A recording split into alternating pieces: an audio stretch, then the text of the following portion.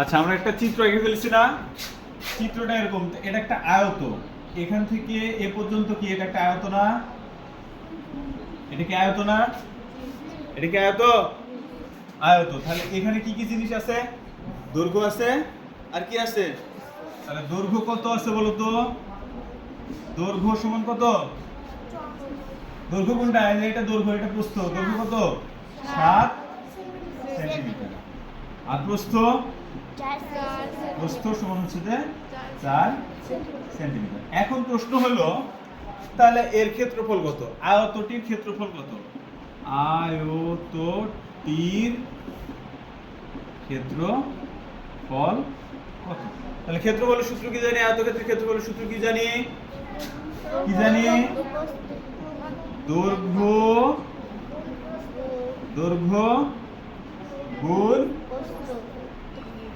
প্রস্থ। তাহলে দৈর্ঘ্য কত? দৈর্ঘ্য কত? আর প্রস্থ কত? 4 সেন্টিমিটার। যখনই ক্ষেত্রফল আসবে তখন এখানে হয়ে যাবে কি? বর্গ সেন্টিমিটার। কথা বোঝা গেল? যদি দুটাই মিটারে থাকতো তাহলে কি হতো? বর্গ মিটার। অর্থাৎ একটা জিনিস আসবে বর্গ চলে আসবে। কি আসবে? যখনই ক্ষেত্রফল আসবে এখানে কি আসবে? আগে কি ছিল? সেন্টিমিটার, এখন হয়ে গেছে কি? আগে যদি শুধু মিটার থাকতো তখন কি হতো? বর্গ মিটার হতো। কথা বুঝছো? আগে যদি থাকতো কিলোমিটার, পরেরটা কি হতো? বর্গ কিলোমিটার। ক্লিয়ার? ওকে, তাহলে এটা হবে বর্গ সেন্টিমিটার। তাহলে 4 সাথে 28 বর্গ সেন্টিমিটার। এটাই হচ্ছে আমার আয়তটির ক্ষেত্রফল।